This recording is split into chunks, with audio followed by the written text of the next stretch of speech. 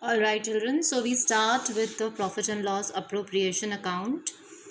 So before we start any account, we should know the nature of that account. So what is the nature of P&L appropriation account? Just like profit and loss account, it is also a nominal account. So the rule of nominal account applies here, which is debit all expenses and losses and credit all incomes and gains.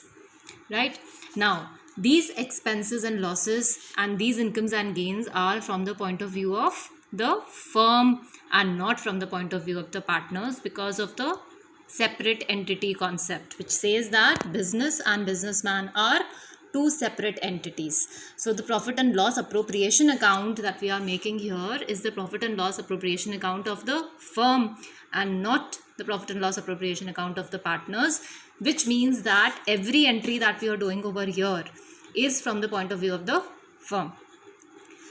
Before we start with P&L appropriation account, again there are certain items that we need to discuss. The first item being interest on capital. So we again start noting it down in our notebooks. Interest on capital. Now, what is interest on capital and who gives it to whom? Since the partners, say A or B or C, they have invested capital in the firm. So it is a kind of loan that the partner is giving to the firm. It is the amount that the partner is giving to the firm. It is an investment that the partner is making in the firm, and the firm is supposed to return it to the partners along with profit. So interest on capital, what is the reason of the payment of interest on capital? Because we are giving the share of profit to the partners. So why do I need to pay interest on capital to them? So here is why.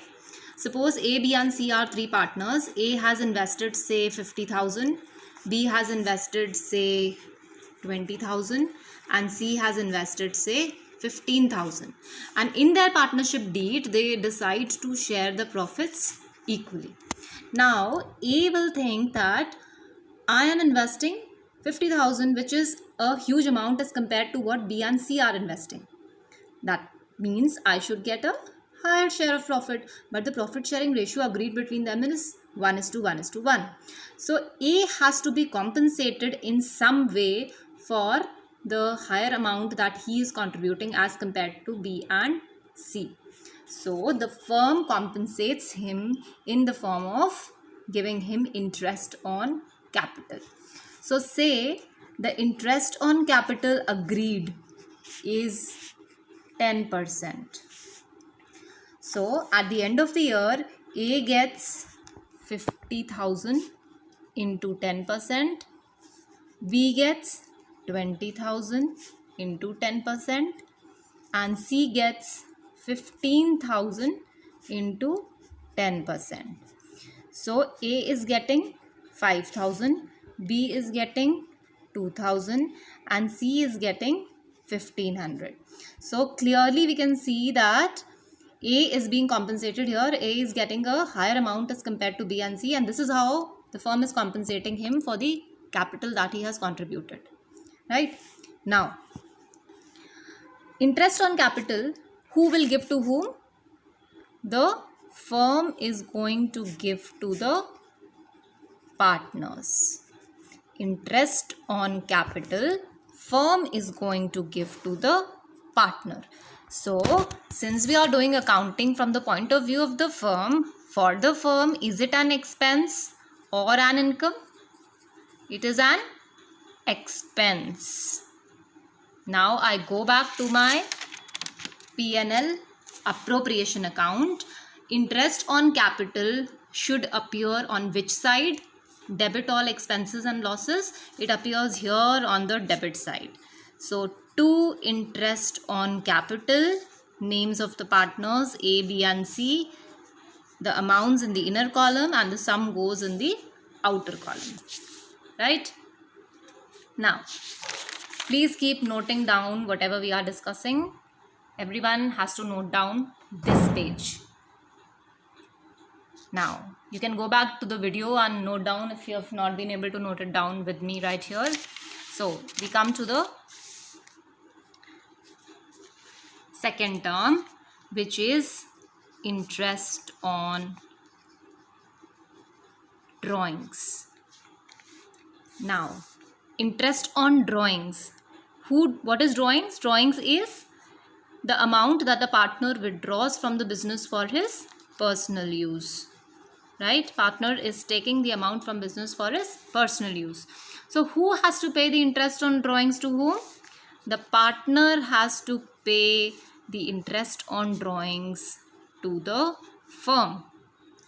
So, since we are doing accounting from the point of view of the firm, for the firm, interest on drawings is an expense or an income? It is an income. So, where does it go in my P&L appropriation account? I come back to my P&L appropriation account, credit all incomes and gains. So, my interest on drawings comes on the credit side. In a similar manner, A, B and C amounts in the inner column and the sum goes in the outer column. Clear to everyone? Alright. Third is salary. Now, salary can be broken down into two parts: salary of employees and salary of partners. We again go back to charge against profit and appropriation of profit. So, for example, I have a firm ABC Limited where A, B and C are three partners. I am one of these partners. Salary has to be paid, number one, to my employees. Number two, as per the partnership deed, the partners may agree to take a certain sum of money as their salary also. Now, if the firm suffers a loss, can I say to my employees that I'm not going to give you the salary because the firm is suffering a loss? No. So the salary given to the employees is a charge against profit, like we did in the final accounts of class 11 where we were doing sole proprietorship. So sole proprietor gives the salary to his employees and we were putting it in P&L account. Here in partnership, we'll come across salary which would refer to salary paid to the partners unless otherwise stated. Now, if the firm suffers a loss, we are taking scenario 2. If the firm suffers a loss, can the partner say that I am going to take the salary even if the firm is suffering a loss? No, I cannot, because it is my firm. So, I cannot say that I will take the salary even though the money is not sufficient enough for me to take the salary.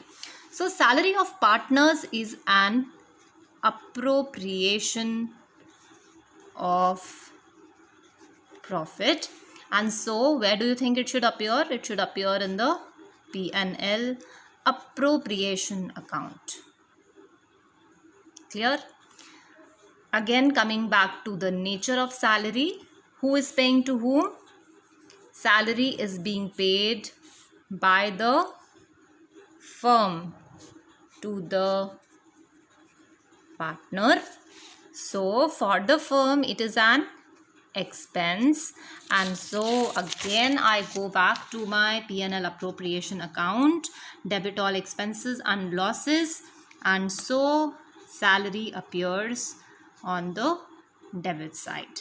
A, B, whosoever has been agreed to be given the salary will be paid the salary. Same way, we'll have other items. For example, commission. A partner has agreed to take some commission. Again, it is an expense for the firm. Name of the partners, amount goes in the outer column. Now, we also did in class 11 reserves and provision.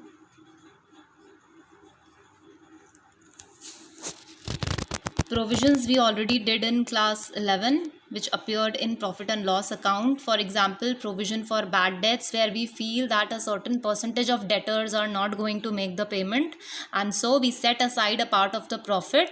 So we debit it in the P&L account. What was reserve for? Reserve is an amount set aside out of profit to strengthen the financial position of the business in future. It is an amount set aside out of profit, which means it will be set aside only if there is profit. So, reserve is also an appropriation of profit. Provision is a charge against profit. Reserve is an appropriation of profit. So, for example, my question says a certain amount of profit has to be transferred to the reserve. So, again, it is going to be a loss to the firm, debit all expenses and losses, because I am taking a portion of the profit and transferring it to reserve. So reserve also appears on the debit side. Fine. Now, these are the amounts that we are supposed to pay out of profit, and this is the amount that the firm is going to get from the partners. Here we start it with by profit and loss account. This is the amount of net profit that I have got from my profit and loss account. Going back to the format of profit and loss account, we had trading and profit and loss account, right? Here we had all the direct incomes, we had all the direct expenses, and we used to get our gross profit. We write to trading account and not to gross profit. Sorry, we write to profit and loss account. We are transferring this amount from the trading account to the P&L account, and we close this. And here we write by trading account, which is my gross profit. I write all the indirect incomes here. I write all the indirect expenses, salaries, depreciation, everything here. And here I get my net profit to net profit. So my P&L account was an extension of my trading account. The P&L appropriation account is an extension of P&L account, which means I bring this profit down to the P&L appropriation account.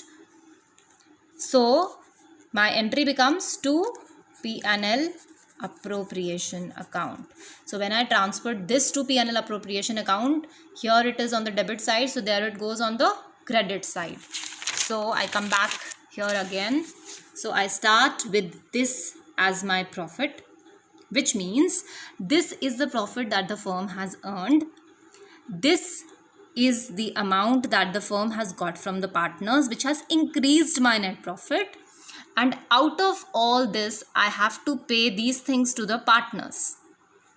So suppose the total of the profit comes to say 1 lakh. And all these expenses sum up to say 80,000. Now 1 lakh minus 80,000, I still have a profit of 20,000 which is left. What has to be done with this profit? It has to be shared among the partners in the profit sharing ratio. So suppose the profit is 20,000 and the profit sharing ratio is say 3:2:1. I divide this 20,000 in the ratio of 3:2:1. I write it in the inner column over here and the amount in the outer column, and I close my P&L appropriation account. So this is how my P&L appropriation account looks. For the format, please also refer to the book. The format is there. If you have any doubts on the reasons why a particular item is being put on the debit or on the credit side, please message me on WhatsApp. I am going to answer your queries there.